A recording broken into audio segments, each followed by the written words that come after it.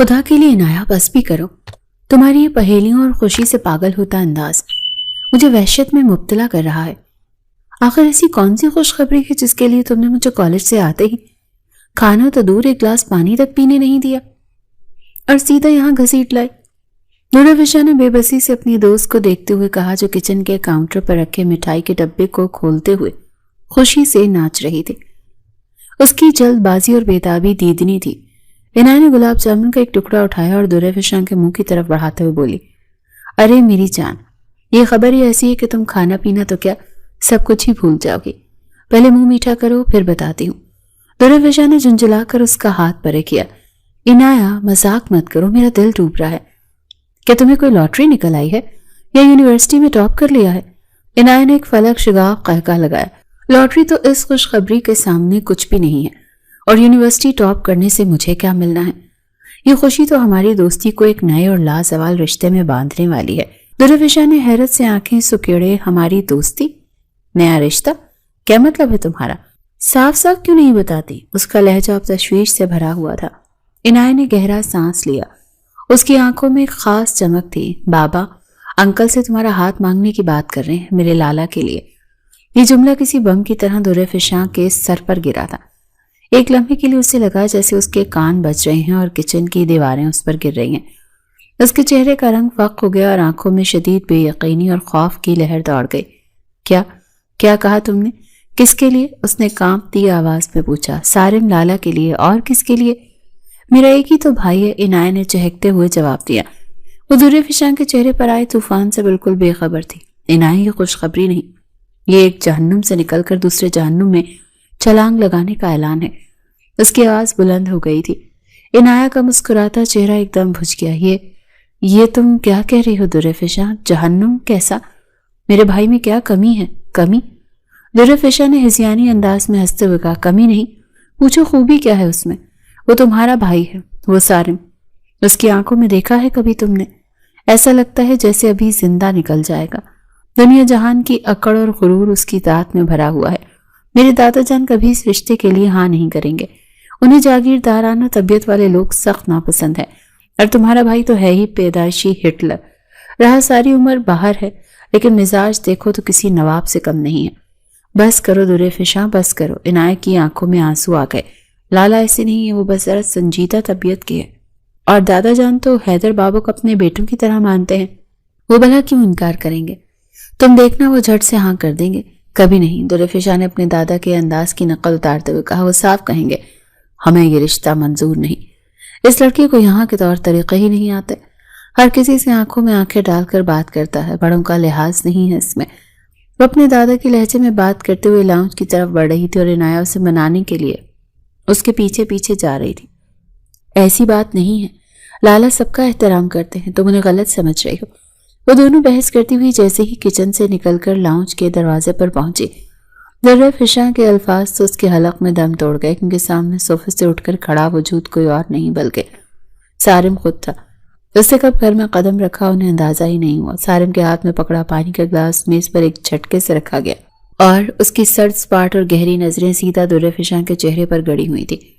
اس کی آنکھوں میں وہ تمام باتیں، وہ تمام الزامات تیر رہے تھے جو نورافشاں نے ابھی اس کے لیے کہے تھے. ایک لمحے کے لیے لاؤنج میں مکمل خاموشی چھا گئی. ایک ایسی خاموشی جسے سارم کی آنکھوں میں ابھرتی ناقابل فہم سختی نے مزید بھیانک بنا دیا تھا. اس نے ایک لفظ کہے بغیر اپنی نظریں نورافشاں سے ہٹا لیں اور لمبے لمبے قدم اٹھاتا ہوا سیڑھیاں چڑھ کر اپنے کمرے کی طرف بڑھ گیا. لیکن اس کے چہرے کے تاثرات اور بھینچی ہوئی مٹھیاں صاف بتا رہی تھیں کہ اس نے اپنی ہونے والی دلہن کے منہ سے اپنے لیے ہر ایک لفظ، ہر ایک گالی سن لی تھی. سارم کے اپنے کمرے کی طرف بڑھتے قدموں کی چاپ جیسے نورافشاں کے دل پر ہتھوڑوں کی طرح پڑ رہی تھی. لاؤنج میں ایک دم جو سناٹا چھایا تھا وہ کسی طوفان کے آنے سے پہلے کی خاموشی جیسا تھا.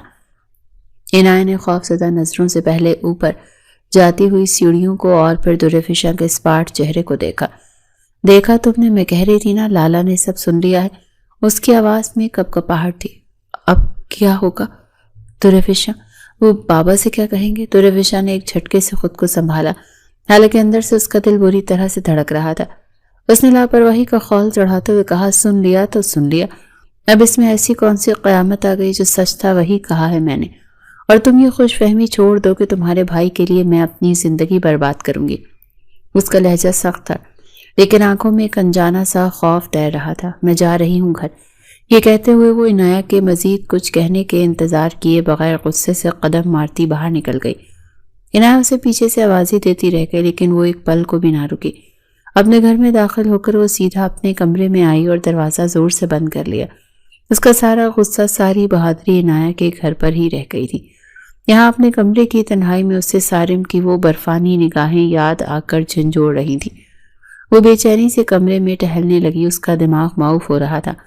نہ بابا نہ، سارم لالا سے شادی مطلب ایک جہنم سے نکل کر دوسری جہنم میں جانا۔ شکل دیکھی ہے اس کی، ایسے لگتا ہے جیسے انسان کو آنکھوں سے ہی نکل جائے گا۔ مجھے یہ رشتہ منظور نہیں، وہ بڑبڑائی، بالکل اسی طرح جیسے کچھ دیر پہلے عنایہ کے سامنے اپنے دادا کی نقل اتار رہی تھی، لیکن اب اس کے لہجے میں مذاق نہیں بلکہ حقیقی وحشت تھی۔ ایک طرف دادا جان کی پابندیاں ہیں جن سے آزادی کا خواب دیکھتی ہوں، اور دوسری طرف وہ شخص جس سے شادی ہو گئی تو ساری عمر اس کے نخرے اور حکم ہی سننے پڑیں گے۔ وہ تو مجھے سانس بھی اپنی مرضی سے نہیں لینے دے گا۔ میں تو آزادی کی زندگی چاہتی ہوں جہاں کوئی روک ٹوک نہ ہو، جہاں شوہر میرے آگے پیچھے پھرے، اور اگر اس اکڑوں سے شادی ہو گئی تو خدا کی قسم میری زندگی جہنم بن جائے گی۔ وہ سوچ سوچ کر ہلکان ہو رہی تھی کہ اب کیا ہوگا۔ وہ انہی سوچوں میں گم تھی جب اچانک کمرے کے دروازے پر دستک ہوئی اور اس کی چھوٹی بہن نے سر اندر داخل کیا۔ آپ بھی؟ آپ کو نیچے دادا جان بلا رہے ہیں۔ یہ سننا تھا کہ درِ فشاں کے پیروں تلے سے زمین ہی نکل گئی۔ اس کا دل زور زور سے دھڑکنے لگا۔ دادا جان؟ مجھے کیوں؟ اس نے گھبرا کر پوچھا۔ پتہ نہیں، بس کہہ رہے تھے کہ فوراً نیچے آؤ۔ سب لوگ لاؤنج میں بیٹھے ہیں۔ اب اس کا خوف یقین میں بدل رہا تھا۔ وہ ڈرتے ڈرتے دھڑکتے دل کے ساتھ سیڑھیاں اتر کر نیچے پہنچی تو مناظر اس کی توقع سے کہیں زیادہ سنگین تھے۔ لاؤنج میں دادا جان اپنی مخصوص کرسی پر براجمان تھے۔ ان کے چہرے پر گہری سنجیدگی تھی اور پاس ہی اس کی والدہ اور والد بھی خاموشی سے بیٹھے تھے۔ پورے ماحول پر ایک عجیب سی خاموشی اور دبدبہ طاری تھا۔ دادا جان نے درِ فشاں کو دیکھتے ہی اپنی بھاری آواز میں کہا، ادھر آؤ درِ فشاں، یہاں میرے پاس بیٹھو۔ درِ فشاں کے لیے یہ حکم کسی عجوبے سے کم نہیں تھا۔ آج تک دادا جان نے اسے کبھی اتنے پیار سے اپنے پاس بیٹھنے کو نہیں کہا تھا۔ ان کا رو بھی اتنا تھا کہ بچے ان سے فاصلے پر رہنے میں ہی عافیت سمجھتے تھے۔ وہ ہچکچاتے ہوئے ان کے قریب رکھی کرسی پر بیٹھ گئی۔ کیا بات ہے دادا جان؟ اس کی آواز بمشکل نکلی۔ دادا جان نے ایک لمحے اسے دیکھا اور پھر بولے، ڈر کیوں رہی ہو؟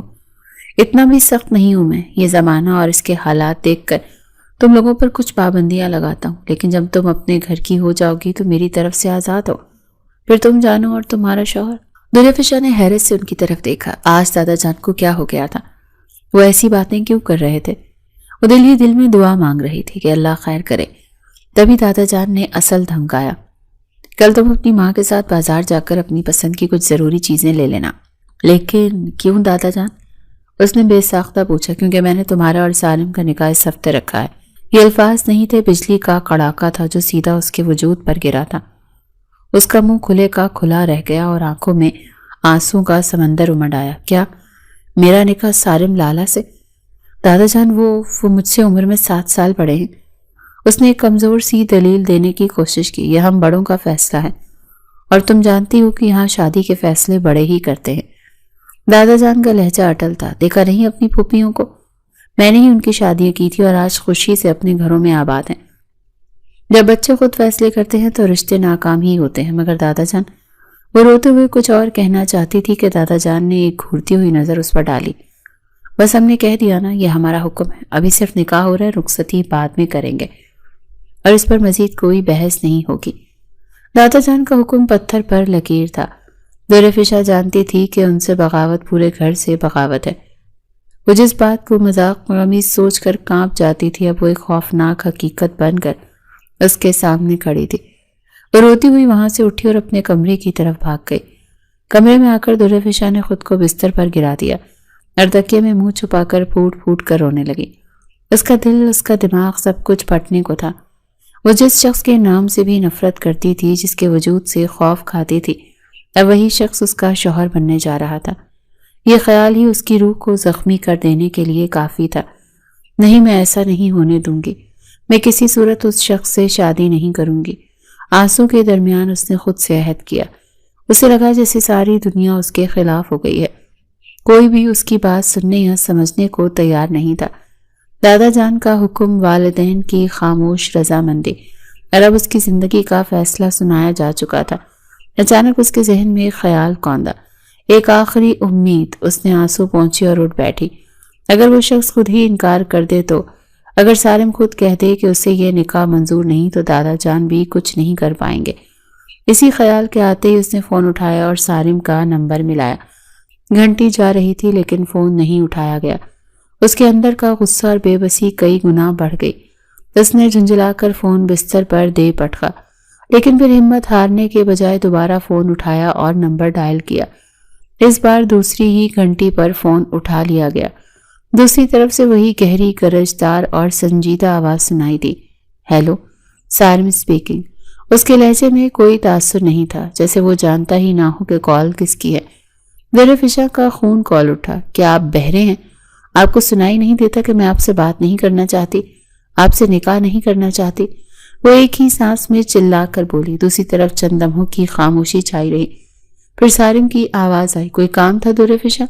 اس کا پرسکون انداز در فشاں کے غصے کو مزید ہوا دے رہا تھا۔ ہاں کام تھا، وہ چیخی۔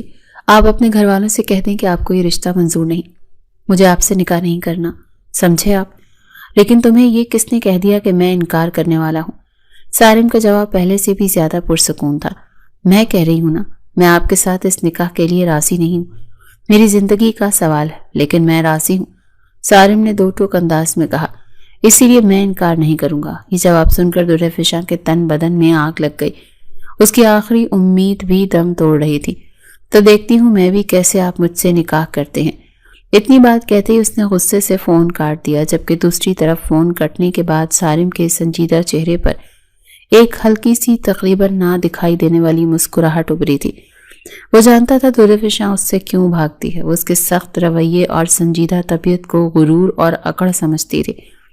پاگل لڑکی، وہ خود سے بولا، جانتی ہی نہیں کہ یہ اکڑ اور رویہ صرف دنیا کے لیے ہے۔ تم تو وہ محبت ہو جسے میں نے ہمیشہ اپنی عزت اور امانت سمجھا ہے۔ اسے یاد تھا کہ جب وہ 14 سال کا تھا تب سے در فشاں اس کے دل میں تھی۔ وہ ہمیشہ سے چاہتا تھا کہ جب وہ اس کی زندگی میں آئے تو نکاح کے مقدس رشتے میں بند کرائے۔ وہ شادی سے پہلے کے قول و قرار اور محبت کے دعووں پر یقین نہیں رکھتا تھا۔ ایک بار تم میری زندگی میں آ جاؤ، پھر دیکھنا یہی سخت انسان تمہارے لیے خود کو کیسے بدلتا ہے۔ یہی سوچتے ہوئے وہ بار بار مسکرائے جا رہا تھا۔ وہ مکمل طور پر بے بس اور تنہا محسوس کر رہی تھی۔ رات گہری ہو رہی تھی اور نکاح میں صرف ایک دن باقی تھا۔ اس کے ذہن میں اب صرف ایک ہی راستہ بچا تھا، ایک آخری خطرناک راستہ۔ جب کوئی اس کی سننے کو تیار نہیں تھا تو اسے خود ہی کچھ کرنا تھا۔ اس نے کانپتے ہاتھوں سے فون اٹھایا اور اپنی سب سے بھروسے مند دوست عائشہ کو کال ملائی۔ ہیلو عائشہ، مجھے تمہاری مدد کی ضرورت ہے۔ اس کی آواز گھٹی گھٹی سی تھی۔ در فشاں، خیریت تو ہے؟ اس وقت تم رو کیوں رہی ہو؟ کیا ہوا؟ عائشہ اس کی آواز سے پریشان ہو گئی تھی۔ میں تمہیں سب بتا دوں گی، بس میرا ایک کام کر دو۔ میں ایک رات کے لیے تمہارے گھر رہنا چاہتی ہوں۔ میرے گھر؟ لیکن کیوں؟ اور آنٹی انکل، تمہارے دادا جان تمہیں رات کو باہر نکلنے دیں گے؟ وہی تو مسئلہ ہے، وہ نہیں نکلنے دیں گے۔ تم بس کل رات جب سب سو جائیں اپنی گاڑی لے کر میرے گھر کے پچھلے دروازے پر آ جانا۔ پلیز عائشہ، منع مت کرنا، میری زندگی کا سوال ہے۔ اس کی آواز میں اتنی بے بسی اور التجا تھی کہ عائشہ انکار نہیں کر سکی۔ ٹھیک ہے، میں آ جاؤں گی، تم اپنا خیال رکھنا۔ فون بند کر کے در فشاں نے کھڑکی سے باہر دیکھا۔ اندھیرے میں ڈوبی رات اسے اپنی زندگی کی تاریک ترین رات لگ رہی تھی، لیکن اس نے فیصلہ کر لیا تھا کہ وہ اس اندھیرے سے بھاگ جائے گی، چاہے اس کے لیے اسے کوئی بھی قیمت چکانی پڑے۔ نکاح سے پہلے کی رات قیامت کی رات تھی۔ ایک گھر میں جہاں شادی کی تیاریاں عروج پر ہونی تھی، وہاں ایک عجیب سی خاموشی اور تناؤ کی کیفیت تھی۔ سب کے چہروں پر مسکراہٹیں تو تھیں، لیکن در فشاں کے کمرے سے آتی خاموشی سب کو بے چین کر رہی تھی۔ رات کے کھانے کے بعد سب لوگ دادا جان کے کمرے میں جمع تھے اور کل کی تقریب کے متعلق آخری صلاح مشورے کر رہے تھے۔ قہقہوں اور باتوں کی آوازیں لاؤنج میں گونج رہی تھی، اور یہی وہ لمحہ تھا جس کا در فشاں کو انتظار تھا۔ اس نے اپنا چھوٹا سا بیگ اٹھایا جس میں اس نے اپنی چند ضروری کپڑے اور تھوڑی سی نقدی رکھی تھی۔ اس کا دل پسلیوں سے ٹکرا رہا تھا، ہاتھ کانپ رہے تھے اور پیشانی پر پسینے کے قطرے تھے۔ ایک لمحے کو اس کے قدم ڈگمگائے۔ کیا وہ جو کرنے جا رہی ہے وہ ٹھیک ہے؟ لیکن پھر سارم کا سرد چہرہ اور دادا جان کا حکم اس کی آنکھوں میں گھوما اور اس کے قدموں میں ہمت آ گئی۔ اس نے آہستگی سے کمرے کا دروازہ کھولا اور بلی کی طرح دبے پاؤں سیڑھیاں اترنے لگی۔ ہر ایک قدم پر اسے لگتا تھا کہ کوئی اسے دیکھ لے گا، کوئی اسے پکار لے گا، لیکن خوش قسمتی سے سب کی توجہ دادا جان کے کمرے کی طرف تھی۔ وہ کامیابی سے گھر کے پچھلے دروازے تک پہنچ گئی جو باغیچے میں کھلتا تھا۔ اس نے گہرا سانس لیا اور دروازہ کھول کر باہر قدم رکھ دیا۔ رات کی ٹھنڈی ہوا اس کے چہرے سے ٹکرائی تو ایک لمحے کو اسے سکون کا احساس ہوا۔ سامنے گلی کے کونے پر اسے ایک گاڑی کی مدھم ہیڈ لائٹس نظر آئیں۔ وہ عائشہ تھی۔ آزادی بس چند قدموں کے فاصلے پر تھی۔ وہ تیز قدموں سے گیٹ کی طرف بڑھی۔ اس کا دل اب خوشی اور خوف کی ملی جلی کیفیت سے دھڑک رہا تھا۔ جیسے اس نے گیٹ کھول کر باہر قدم رکھا تو اندھیرے میں ایک سایہ سا نمودار ہوا اور سیدھا اس کے سامنے آ کر کھڑا ہو گیا۔ ایک لمحے کے لیے درِ فشاں کی سانس اس کے سینے میں ہی اٹک گئی۔ اس سائے کو پہچاننا مشکل نہیں تھا، وہ سارم تھا۔ اس کی آنکھوں میں غصے کی ایسی آگ دہک رہی تھی کہ درِ فشاں کو لگا وہ اسے وہیں جلا کر راکھ کر دے گا۔ قریب ہی کھڑی عائشہ نے گاڑی میں بیٹھے بیٹھے یہ منظر دیکھا تو اس کے بھی ہوش اڑ گئے۔ کہاں بھاگنے کی تیاری ہو رہی ہے؟ سارم کی آواز رات کی خاموشی میں زہر کی طرح گھلی۔ اس کا لہجہ اتنا سرد اور بے رحم تھا کہ درِ فشاں کے پیروں تلے سے زمین ہی نکل گئی۔ میں کہیں نہیں جا رہی۔ اس نے ہکلاتے ہوئے جھوٹ بولنے کی کوشش کی۔ جھوٹ مت بولو، وہ دھاڑا۔ تم جانتی ہو کل صبح 10 بجے ہمارا نکاح ہے اور رات کے اس پہر تم اس طرح چوروں کی طرح گھر سے نکل رہی ہو۔ درِ فشاں نے خود میں ہمت پیدا کی۔ کہیں بھی جاؤں، آپ کو اس سے کیا؟ آپ میرے کچھ نہیں لگتے، بہت جلد لگنے والا ہوں۔ سارم نے ایک قدم آگے بڑھایا۔ تم میری ہونے والی منکوحہ ہو اور ہمارے خاندان کی لڑکیاں اس طرح راتوں کو گھر سے باہر نہیں نکلتی۔ منکوحہ ہوں، ابھی بنی تو نہیں نا؟ وہ غصے سے بولی۔ پتہ نہیں کون سے ملک میں رہ کر تم نے پڑھائی کی ہے جو تمہاری سوچ ابھی تک اتنی دقیانوسی ہے۔ اسی لیے میں تم سے شادی نہیں کرنا چاہتی۔ اس کی بات ختم ہوتے ہی سارم نے آگے بڑھ کر اس کی کلائی کو اپنی آہنی گرفت میں لے لیا۔ بہت بول لیا تم نے، اب اندر چلو۔ اسے کھینچتا ہوا اندر لے جانے لگا۔ سارم چھوڑو مجھے، میرا ہاتھ چھوڑو، وہ چلائی، لیکن اس کی گرفت اتنی مضبوط تھی کہ وہ خود کو چھڑا نہ سکی۔ عائشہ نے خوفزدہ ہو کر گاڑی آگے بڑھا دی۔ سارم اسے کھینچتا ہوا سیدھا گھر کے اندر لایا اور اس کے کمرے کی طرف جانے کے بجائے لاؤنج سے ہوتا ہوا سیدھا دادا جان کے کمرے کے دروازے پر جا کر رکا۔ اس نے ایک جھٹکے سے دروازہ کھولا۔ اندر بیٹھے سب لوگ ہنسی مذاق میں مصروف تھے، لیکن دروازے پر سارم کو درِ فشاں کا ہاتھ پکڑے غصے سے بھرے ہوئے دیکھ کر سب کی بولتی بند ہو گئی۔ کمرے میں ایک دم موت کا سا سناٹا چھا گیا۔ دادا جان، اس کے والد، والدہ سب حیرت اور صدمے سے انہیں دیکھ رہے تھے۔ سارم اسے کھینچ کر کمرے کے بیچ میں لایا اور دادا جان کے سامنے کھڑا کر دیا۔ اس کی آواز میں غصہ اور ایک اٹل فیصلہ تھا۔ دادا جان، یہ آپ کی لاڈلی پوتی جو نکاح سے بھاگ رہی تھی، میں نے اسے گھر کے باہر رنگے ہاتھوں پکڑا ہے۔ سب کے چہروں پر ہوائیاں اڑنے لگیں۔ درِ فشاں کے والد نے غصے سے آگے بڑھنا چاہا، لیکن سارم کی اگلی بات نے سب کو اپنی جگہ پر ساکت کر دیا۔ اس لیے نکاح صبح نہیں، ابھی ہوگا۔ اسی وقت سارم کے آخری جملے نے کمرے میں موجود ہر شخص پر جیسے سکتہ طاری کر دیا۔ دادا جان کی آنکھیں جو پہلے حیران تھیں اب غصے سے سرخ ہو رہی تھیں۔ درِ فشاں کے والد کا چہرہ شرم اور غصے سے تمتما رہا تھا اور اس کی والدہ نے صدمے سے اپنے منہ پر ہاتھ رکھ لیا تھا۔ سناٹے کو دادا جان کی گرجدار آواز نے توڑا۔ کیا مطلب ہے تمہارا سارم؟ یہ کیا حرکت کرنے جا رہی تھی؟ سارم نے درِ فشاں کی کلائی ابھی تک پکڑی ہوئی تھی۔ اس نے ایک نظر اس کے آنسوں سے بھرے چہرے پر ڈالی اور پھر دادا جان سے مخاطب ہوا۔ دادا جان، میں کسی کام سے باہر نکلا تو میں نے اسے گھر کے پچھلے دروازے سے نکلتے دیکھا۔ اس کے ہاتھ میں بیگ تھا اور باہر گلی میں ایک گاڑی اس کا انتظار کر رہی تھی۔ یہ آپ کے فیصلے، اس گھر کی عزت اور اس نکاح سے باغی ہو کر بھاگ رہی تھی۔ دادا جان نے غضبناک نظروں سے درِ فشاں کو دیکھا۔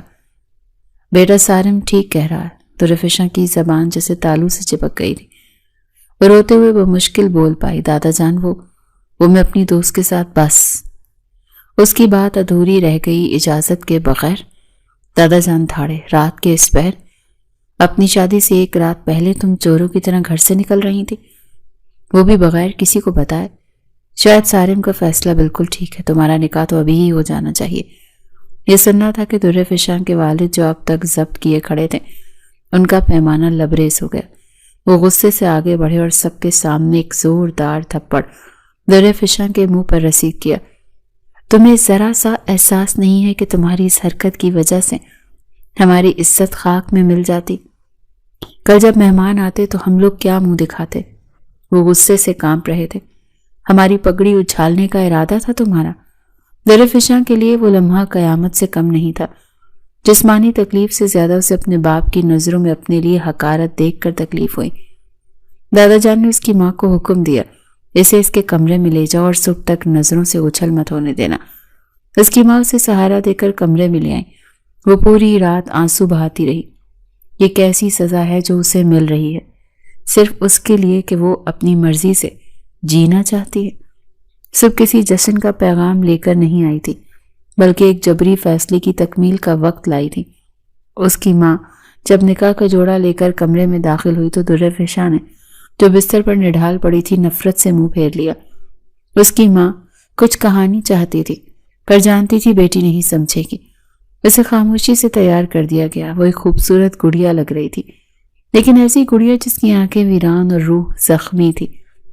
کچھ ہی دیر میں قاضی صاحب کو بلا لیا گیا تھا۔ گھر کے چند افراد اور سارم کے والدین کی موجودگی میں یہ نکاح پڑھایا گیا۔ جب قاضی صاحب نے اس سے پوچھا، در فشاں بنت، کیا آپ کو سارم شاہ ولد حیدر شاہ کے ساتھ یہ نکاح قبول ہے؟ تو اس کے کانوں میں سارم کی وہ دھمکی گونجی تھی، دیکھتا ہوں تم نکاح کیسے نہیں کرتی۔ اس نے روتے ہوئے کانپتے لبوں سے 3 بار قبول ہے کہہ دیا۔ نکاح کی رسم مکمل ہوتی اس نے سوچا کہ شاید اب اسے کچھ دیر کے لیے اکیلا چھوڑ دیا جائے گا، لیکن اصل قیامت تو ابھی باقی تھی۔ دادا جان کا غصہ بھی ٹھنڈا نہیں ہوا تھا۔ انہوں نے سارم کے والد حیدر شاہ سے کہا، بھائی صاحب، میں چاہتا ہوں کہ رخصتی بھی آج ہی ہو جائے۔ یہ سن کر در فشاں سمیت اس کی ماں پر بھی جیسے بجلی گری۔ ابا جی، لیکن اتنی جلدی کوئی تیاری بھی نہیں ہے۔ اس کی ماں نے کہا، تیاری کی کوئی ضرورت نہیں ہے۔ اس لڑکی نے ہماری عزت پر جو داغ لگانے کی کوشش کی ہے، اس کے بعد میں ایک پل بھی اسے اپنی چھت کے نیچے دیکھنے کو تیار نہیں۔ یہ اب سارم کی ذمہ داری ہے، وہی اسے سنبھالیں۔ دادا جان کا فیصلہ اٹل تھا۔ در فشاں کو لگا کہ جیسے کسی نے اسے اونچائی سے گہری کھائی میں دھکا دے دیا ہو۔ کل رات تک وہ آزاد ہونے کے خواب دیکھ رہی تھی اور اب نکاح کے فوراً بعد اسے اسی شخص کے گھر بھیجا جا رہا تھا جس سے وہ بھاگ رہی تھی۔ سارم کی والدہ اور والد نے اسے خوش آمدید تو کہا، لیکن سب کے چہروں پر ایک عجیب سی افسردگی اور تناؤ تھا۔ عنایت کی آنکھیں بھیگی ہوئی تھیں۔ وہ شرمندگی سے اپنی بھابھی اور دوست سے نظریں نہیں ملا پا رہی تھی۔ وہی اس سہارا دے کر سارم کے کمرے تک لائی۔ کمرے کا دروازہ کھلتے در فشاں ایک لمحے کو دنگ رہ گئی۔ وہ سارم کے خوبصورت کمرے میں پہلی دفعہ آئی تھی۔ اس گھر میں تو اکثر آتی رہتی تھی، لیکن سارم کا کمرہ اتنا نفاست سے سجایا گیا تھا، ایسا لگ رہا تھا یہاں کوئی سخت مزاج لڑکا نہیں بلکہ کوئی بہت ہی نفاست پسند لڑکی رہتی ہو۔ ہر چیز اپنی ترتیب سے تھی۔ بیڈ پر سرخ گلاب کی پتیاں بکھری ہوئی تھیں اور کمرے میں پھیلی پھولوں کی بھینی بھینی خوشبو اس کا استقبال کر رہی تھی۔ یہ سب ایک نئی نویلی دلہن کے خوابوں کی تعبیر تو ہو سکتی تھی، مگر در فشاں کے لیے یہ ایک خوبصورت پنجرے سے زیادہ اور کچھ نہیں تھا۔ کمرے کی سجاوٹ دیکھ کر جہاں ایک لمحے کو اس کا دل پگھلا، وہیں اگلے ہی پل سارم پر شدید غصہ بھی آیا جس نے اس کی زندگی کو اس پنجرے میں قید کر دیا تھا۔ وہ بھاری قدموں سے چلتی ہوئی بیٹھ کے کونے پر بیٹھ گئی اور اس کا ضبط جواب دے گیا۔ وہ اپنے بھاری عروسی لباس اور زیورات کی پرواہ کیے بغیر خاموشی سے آنسو بہانے لگی۔ کچھ ہی دیر کے بعد کمرے کا دروازہ کھلا اور سارم اندر داخل ہوا۔ اس نے اندر آ کر دروازہ لاک کر دیا۔ تالے کی کلک کی آواز در فشاں کو اپنے قید ہونے کا حتمی اعلان لگی۔ سارم نے ایک نظر روتی ہوئی در فشاں پر ڈالی اور اس کے قریب آتے ہوئے طنزیہ لہجے میں بولا، بھاگنے کے لیے بھی عقل کی ضرورت ہوتی ہے جو تمہارے اندر ہے ہی نہیں۔ اس کے الفاظ تیر کی طرح در فشاں کے دل میں لگے۔ اس نے آنسوں سے بھری آنکھیں اٹھا کر اسے دیکھا۔ آپ یہاں تانوں کے تیر چلانے آئے ہیں؟ نہیں۔ سارم اس کے مزید قریب ہوا۔ اپنی شادی کی پہلی رات اپنی بیوی کے ساتھ گزارنے آیا ہوں۔ اس کی بات سنتے ہی در فشاں ایک دم غصے سے لال پیلی ہو گئی۔ آپ سے زبردستی نکاح کر لینے کا مطلب یہ نہیں ہے کہ میں آپ کی بیوی بن گئی ہوں۔ مجھ سے دور رہیں۔ اچھا جی۔ اس کے بالکل قریب ہوتے ہوئے اس کی آنکھوں میں آنکھیں ڈال کر بولا کہ نکاح کے بعد بیوی ہی ہوتی ہے تو اور کیا ہوتی ہے؟ اتنے لوگوں کے سامنے قبول کروا کر لایا ہوں تمہیں اور حق مہر بھی ادا کیا ہے تو اپنا حق وصول تو کروں گا ہی۔ سارم کے لہجے کی گرمی اور آنکھوں کی تپش سے در فشاں کا دل خوف سے زور زور سے دھڑکنے لگا۔ اسے لگا کہ اب وہ اس شخص کے ظلم سے بچ نہیں پائے گی، لیکن حیرانگی کی انتہا تو تب ہوئی جب سارم مسکراتے ہوئے اس سے دور ہٹا، اپنی الماری سے کپڑے نکالے اور واش روم میں چلا گیا۔ درفشاں جو کسی بھیانک لمحے کے لیے خود کو تیار کر رہی تھی، حیرت سے اسے جاتے ہوئے دیکھتی رہ گئی۔ چند منٹ کے بعد جب وہ نائٹ سوٹ میں واپس آیا تو اس نے لائٹس مدھم کی اور آرام سے بیڈ کی دوسری طرف جا کر لیٹ گیا۔ درفشاں جو بیڈ کے کونے پر سہمی بیٹھی تھی، اسے سمجھ ہی نہیں آیا کہ یہ ہو کیا رہا ہے۔ تھوڑی ہی دیر گزری تھی کہ اس کی سسکیوں کی آواز کمرے کی خاموشی میں گونجنے لگی۔ سارم جو بظاہر تو سو رہا تھا ایک دم سے اٹھ کر بیٹھ گیا۔ اس کے چہرے پر اب وہ طنز یا غصہ نہیں بلکہ ایک ناقابل فہم تاثر تھا۔ تم رو رہی ہو؟ سارم کی آواز پر درفشاں نے چونک کر اسے دیکھا اور جلدی سے اپنے آنسو پہنچنے کی کوشش کی، جیسے کوئی چور چوری کرتا ہوا پکڑا جائے۔ اس کے اندر کی خودداری اور غصہ ایک بار پھر غالب آ گیا۔ آپ سو جائیں، میری فکر نہ کریں، آپ نے میری زندگی جتنی خراب کرنی تھی کر دی، اب اور کیا باقی ہے؟ اس کے لہجے میں زہر بھری تلخی تھی۔ سارم بستر سے اترا اور اس کے قریب آ کر زمین پر بیٹھ گیا۔ اس کی اس حرکت پر درفشاں مزید سکڑ گئی۔ سارم نے اس کے ہاتھ کو پکڑنے کی کوشش کی تو اس نے ایک جھٹکے سے اپنا ہاتھ پیچھے کھینچ لیا، جیسے اس کے لمس سے اسے تکلیف پہنچی ہو۔ سارم نے گہرا سانس لیا۔ اس کی آواز میں اب وہ پہلے والی سختی یا طنز نہیں تھا، بلکہ ایک گہری تھکاوٹ اور افسردگی تھی۔ یار، اگر میں تمہیں اتنا ہی برا لگتا ہوں تو تم ٹھیک سے، میں صبح سے یہاں ہمیشہ کے لیے چلا جاؤں گا، لیکن تمہاری وہ عزت دوبارہ نہیں بن سکے گی جو تم ایک دفعہ کھو دو گی۔ اس کی بات پر درفشاں نے حیرت سے اسے دیکھا۔ محبت کرتا ہوں میں تم سے، یہ 3 الفاظ سارم نے اتنی سادگی اور سچائی سے کہے کہ درفشاں کا دل دھڑکنا ہی بھول گیا۔ اور کیا برائی ہے میرے اندر؟ اگر میرے اندر ایٹیٹیوڈ ہے، میں تھوڑا سخت ہوں، تو اس کا مطلب یہ تو نہیں کہ میں ہمیشہ سے ایسا ہی رہوں گا۔ میرا مزاج ایسا کیوں ہے یہ صرف میں جانتا ہوں، لیکن میں تمہارے لیے خود کو بدلنے کے لیے تیار ہوں۔ وہ خاموشی سے اسے دیکھتی رہی۔ اس کا دماغ سارم کے الفاظ پر یقین کرنے سے انکاری تھا۔ ایک دفعہ، صرف ایک دفعہ میری طرف دیکھو۔ سارم کی آواز بھرا گئی۔ میری آنکھوں میں دیکھ کر بتاؤ کہ ان آنکھوں میں تمہیں خوف نظر آ رہا ہے یا محبت؟ اس نے نرمی سے درفشاں کی ٹھوڑی کو پکڑ کر اس کا چہرہ اپنی طرف موڑا۔ درفشاں نے بے دلی سے اپنی نظریں اٹھائی اور سیدھا اس کی آنکھوں میں دیکھا، اور اسی ایک نظر نے جیسے سب کچھ بدل دیا۔ جن آنکھوں میں اسے ہمیشہ اکڑ، غرور اور غصہ نظر آتا تھا، آج وہ آنکھیں آنسوں سے بھیگی ہوئی تھی۔ وہ شخص جو اس کی نظر میں ایک پتھر دل افرید تھا، اس کی آنکھوں میں اپنے لیے اتنی پاکیزہ محبت دیکھ کر وہ ساکت رہ گئی۔ سارم نے اس کی آنکھوں میں ابھرتی ہوئی بے یقینی کو پڑھ لیا اور اس نے آہستہ سے اس کا چہرہ چھوڑ دیا اور اسے تھوڑا فاصلے کر کے بیٹھ گیا۔ میں تم سے محبت کا اظہار پہلے اس لیے نہیں کیا کیونکہ تم میرے نکاح میں نہیں تھی، اور میں کسی لڑکی کی عزت پر حرف لانا گناہ سمجھتا ہوں۔ میں چاہتا تھا کہ یہ پاکیزہ رشتہ قائم ہو، پھر ہی میں تمہیں اپنی محبت کا یقین دلاؤں۔ درفشاں کے پاس کہنے کو کچھ بھی نہیں تھا۔ اس کا دماغ جیسے شل ہو گیا تھا۔ اس نے ایک نظر اس شخص کی طرف دیکھا جو اس کے مجازی خدا تھا، لیکن وہ اس سے دور بھاگ رہی تھی۔ سارم اس کی خاموشی کو سمجھ گیا۔ وہ اٹھا اور نرمی سے بولا، میں جانتا ہوں تمہیں وقت چاہیے اور میں تمہیں پورا وقت دوں گا۔ جب تک تم اس رشتے کو اپنے دل سے قبول نہیں کرو گی، میں تم پہ اپنا کوئی حق نہیں جتاؤں گا۔ یہ کہتے ہوئے اسے بستر سے ایک تکیہ اور چادر اٹھائی اور خاموشی سے جا کر کمرے میں پڑے تنگ صوفے پر لیٹ گیا۔ اس کا یہ عمل اس کے الفاظ سے کہیں زیادہ بڑا ثبوت تھا۔ درفشاں تو ساکت بیٹھی اسے دیکھتے ہی رہی۔ کچھ دیر کے بعد وہ اٹھی اور کانپتے قدموں سے بیڈ پر آ کر لیٹ گئی۔ اس رات اسے نیند نہیں آئی۔ اس طرح 2 مہینے گزر گئے اور ان 2 مہینوں میں سارم نے اپنا وعدہ کمال خوبی سے نبھایا۔ وہ دونوں ہی کمرے میں رہتے تھے مگر اجنبیوں کی طرح۔ سارم صبح یونیورسٹی جاتا اور شام کو واپس آتا۔ وہ اسے صرف ضرورت کی بات کرتا، کبھی اس پر روب جمانے اسے تنگ کرنے کی کوشش نہیں کی، اور اس کا یہ بدلا ہوا خاموش اور خیال رکھنے والا انداز درفشاں کو ہر روز حیران کرتا تھا۔ لیکن اس کے اندر جمی برف ابھی پوری طرح پگھلی نہیں تھی۔ وہ ابھی بھی اس کے قریب آنے سے ڈرتی تھی، اور سارم بھی اسے مکمل وقت دے رہا تھا، لیکن اس کی اس خاموش اور سرد جنگ سے گھر کے بڑے، خاص طور پر سارم کے والدین کافی پریشان رہنے لگے تھے۔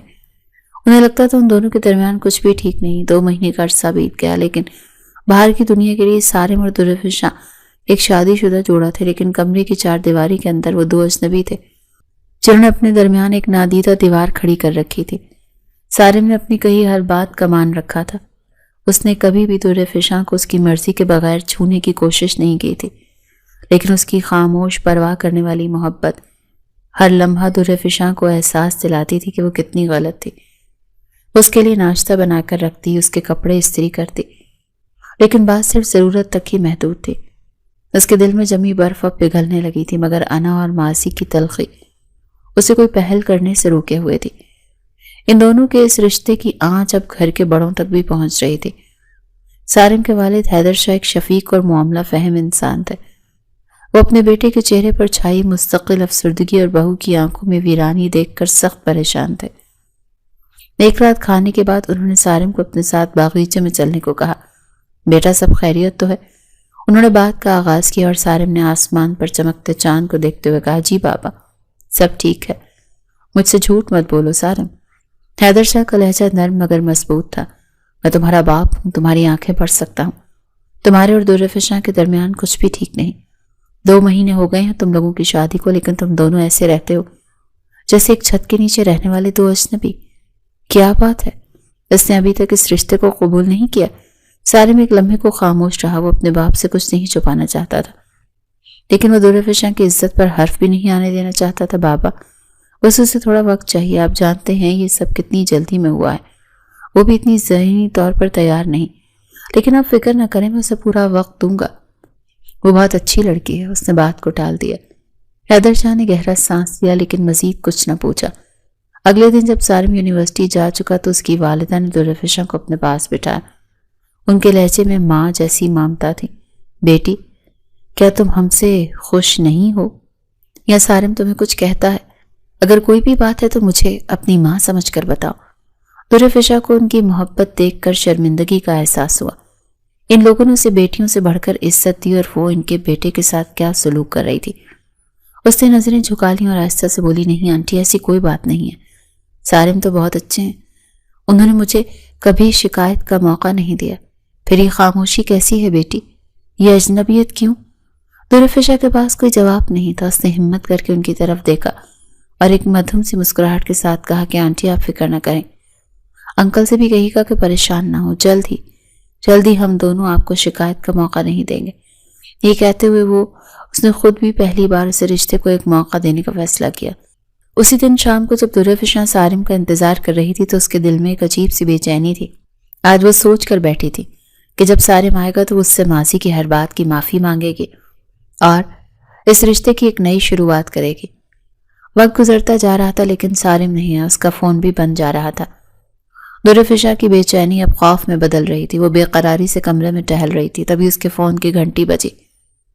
اس نے لرزتے ہاتھوں سے فون اٹھایا۔ دوسری طرف ایک اجنبی نمبر تھا۔ ہیلو، کیا آپ سارم کی اہلیہ بات کر رہی ہیں؟ جی میں بول رہی ہوں۔ کون؟ اس کا دل ٹوٹ رہا تھا۔ میں سٹی اسپتال سے بات کر رہا ہوں، آپ کے شوہر کا ایکسیڈنٹ ہو گیا ہے، انہیں یہاں لایا گیا۔ یہ سننا تھا کہ درفشاں کے ہاتھ سے فون چھوٹ کر زمین پر گر گیا۔ ایک لمحے کو اسے لگا جیسے اس کی دنیا اندھیر ہو گئی، اس کی سانس رک گئی۔ نہیں سارم، اس کے منہ سے چیخ نکلی۔ وہ حواس باختہ حالت میں کمرے سے باہر بھاگی۔ اسے کچھ سمجھ نہیں آ رہا تھا کہ وہ کیا کرے۔ اس نے روتے ہوئے کانپتے ہاتھوں سے اپنے سسر حیدر شاہ کو کال ملائی۔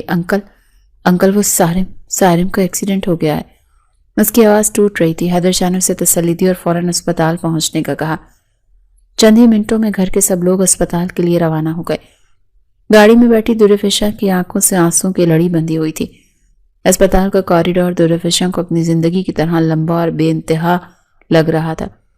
ایمرجنسی وارڈ کے باہر وہ سب بے چینی سے انتظار کر رہے تھے۔ ڈاکٹرز کی بھاگ دوڑ، نرسوں کی تیز آوازیں اور دواؤں کی بو اس کے خوف کو مزید بڑھا رہی تھی۔ سارم کی والدہ مسلسل رو رہی تھی، جنہیں عنایہ اور حیدر شاہ سنبھالنے کی کوشش کر رہے تھے، لیکن اس وقت جو سب سے زیادہ بری حالت میں تھی وہ درفشاں تھی۔ وہ ایک زندہ لاش کی طرح کبھی دیوار سے ٹیک لگا لیتی تو کبھی بے چینی سے کوریڈور میں ٹہلنے لگتی۔ اس کی آنکھیں خشک ہو چکی تھی لیکن دل اندر ہی اندر رو رہا تھا۔ ہر گزرتا لمحہ اس کے لیے ایک صدی جیسا تھا۔ اسے سارم کا وہ چہرہ یاد آ رہا تھا جب اس نے اپنی محبت کا اعتراف کیا تھا۔ اس کی آنکھوں میں جھلکتی محبت اور بے بسی اسے آج شدت سے یاد آ رہی تھی۔ میں کتنی بڑی احمق تھی، میں نے اس کی محبت کو ٹھکرا دیا، اس کی پرواہ کو اس کا غرور سمجھا۔ یا اللہ میرے سارم کو کچھ نہ ہو، میں اس کے بغیر نہیں جی پاؤں گی۔ بس ایک موقع دے دے مولا، میں اسے بتاؤں گی کہ وہ میری زندگی ہے۔ کافی دیر بعد آپریشن تھیٹر کا دروازہ کھلا اور ڈاکٹر باہر آئے۔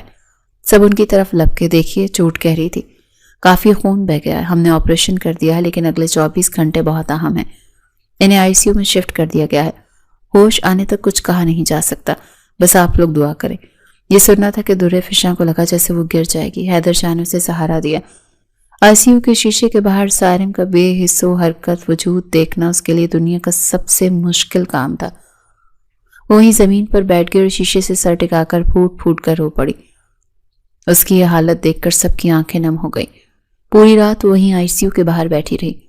اس نے ایک پل کو بھی آنکھیں نہیں جھپکی، بس مسلسل اپنے رب سے سارم کی زندگی کی بھیک مانگتی رہی۔ صبح کے قریب ایک نرس نے آ کر خوشخبری سنائی کہ مریض کو ہوش آ گیا ہے اور اسے پرائیویٹ روم میں منتقل کیا جا رہا ہے۔ یہ سن کر جیسے درِ فشاں کی جان میں جان آئی۔ جب سارم کو کمرے میں منتقل کر دیا گیا تو سب باری باری اس سے ملنے کے لیے گئے۔ جب درِ فشاں کی باری آئی تو اس کے قدم وہیں جم گئے۔ وہ ہمت ہی نہیں کر پا رہی تھی۔ حیدر شاہ نے اس کے سر پر ہاتھ پھیرا اور کہا، جاؤ بیٹی، وہ تمہارا انتظار کر رہا ہے۔ وہ لرزتے قدموں سے کمرے میں داخل ہوئی۔ سارم اسپتال کے بستر پر لیٹا تھا۔ اس کے سر پر پٹی بندھی تھی اور ہاتھ میں ڈرپ لگی تھی۔ وہ کمزور لگ رہا تھا لیکن اس کی آنکھیں دروازے پر ٹکی تھی، جسے صرف اسی کا انتظار ہو رہا ہو۔ درِ فشاں کو دیکھتے اس کے مرجھائے ہوئے چہرے پر ایک ہلکی سی مسکراہٹ آ گئی۔ درِ فشاں کا ضبط اب جواب دے چکا تھا۔ وہ دوڑتی ہوئی اس کے بستر کے پاس پہنچی اور اس کے سامنے ہاتھ جوڑ کر کھڑی ہو گئی۔ اس کی آواز آنسو میں ڈوبی ہوئی تھی، سارے مجھے مت چھوڑ دو، میں محبت کرتی ہوں تم سے، خدا کے لیے مجھے معاف کر دو۔ کاش میں نے یہ بات تمہیں بہت پہلے کہہ دی ہوتی۔ تم نے تو ہمیشہ میرا بھلا سوچا لیکن میں نادان نہ مانی۔ مجھے معاف کر دو سارم۔ وہ بچوں کی طرح بلک بلک کر رو رہی تھی۔ سارم نے کمزوری کے باوجود اپنا ہاتھ آگے بڑھایا اور اس کے جڑے ہوئے ہاتھ اپنے ہاتھوں میں لے لیے۔ اس کی آواز بہت دھیمی تھی، پگلی، تم تو میری محبت ہو، میری جان ہو، تمہیں خود سے الگ ہونے دوں گا بھلا؟ رونا بند کرو۔ درِ فشاں نے آنسوں سے بھری نظروں سے اسے دیکھا۔ سارم کی آنکھوں میں وہی محبت تھی، وہی اپنائیت۔ بس ایک وعدہ کرو، سارم نے کہا، کہ تم پھر کبھی یہ نہیں سوچو گی کہ میں تم سے نفرت کرتا ہوں یا تم کسی جہنم میں آ گئی ہو۔ میں تمہیں اتنی خوشیاں دوں گا کہ تم سے سنبھالی نہیں جائیں گی۔ اس نے درِ فشاں کا ہاتھ اپنے دل پر رکھا۔ یہ اعتراف سن کر درِ فشاں نے روتے ہوئے اس کے ہاتھ کو چوم لیا۔ آج سارے گلے شکوے، ساری غلط فہمیاں آنسو میں بہہ گئیں۔ آج دو محبت کرنے والے دل ایک ہو گئے تھے۔ اسپتال میں گزرے وہ چند دن سارم اور درِ فشاں کی زندگی کے سب سے قیمتی دن تھے۔ ان دنوں نے ان کے درمیان موجود ہر فاصلے، غلط فہمی کو ہمیشہ کے لیے مٹا دیا۔ درِ فشاں ایک سائے کی طرح سارم کے ساتھ رہتی تھی۔ اس کی دوا، اس کا کھانا، اس کا ہر آرام، وہ ہر چیز کا خود خیال رکھتی۔ سارم کی آنکھوں میں اپنے لیے بڑھتی ہوئی محبت اور قدر دیکھ کر اسے اپنی ماضی کی غلطیوں پر افسوس تو ہوتا، مگر سارم کی محبت اس کے لیے ہر پچھتاوے پر مرہم رکھ دیتی۔ اس حادثے نے سارم سے اس کی جسمانی طاقت تو کچھ وقت کے لیے چھین لی تھی، لیکن اسے اس کی محبت ہمیشہ کے لیے واپس لوٹا دی تھی۔ آخر کار وہ دن بھی آ گئے جب ڈاکٹر نے سارم کو گھر جانے کی اجازت دے دی۔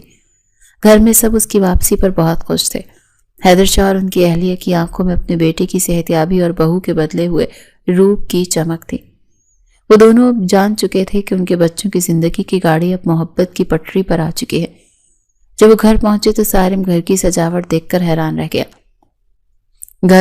پورے گھر کو پھولوں اور روشنی سے سجایا گیا تھا، جیسے آج کوئی بہت بڑا تہوار ہو۔ یہ سب کیا ہے؟ اس نے مسکراتے ہوئے اپنی ماں سے پوچھا۔ یہ سب تمہاری لاڈلی بیوی نے کیا ہے، انہوں نے مسکراتے ہوئے درِ فشاں کی طرف اشارہ کیا، جو محبت بھری نظروں سے اسے دیکھ رہی تھی۔ درِ فشاں نے آگے بڑھ کر سہارے سے اس کا ہاتھ تھاما اور آہستہ سے بولی، اندر چلیں، آپ کے لیے ایک اور سرپرائز ہے۔ وہ اسے سہارا دے کر ان کے اپنے کمرے میں لے آئی۔ کمرے کا دروازہ کھولتے ہی سارم کی آنکھیں خوشی اور حیرت سے پھیل گئیں۔ درِ فشاں نے پورے کمرے کو سرخ اور سفید غباروں سے سجا رکھا تھا۔ دیوار پر ایک بڑا سا بینر لگا تھا جس پر لکھا تھا، خوش آمدید میری زندگی، آئی لو یو سارم۔ یہ منظر، یہ الفاظ، یہ محبت، سارم کو لگا جیسے وہ دنیا کا سب سے خوش قسمت انسان ہے۔ اس نے مڑ کر درِ فشاں کو دیکھا جو اب اس کے سامنے کھڑی تھی۔ اس کی آنکھوں میں آنسو اور لبوں پر مسکراہٹ تھی۔ سارم نے آگے بڑھ کر اسے اپنی باہوں میں بھر لیا۔ یہ سب کچھ تو میں ہمیشہ سے چاہتا تھا۔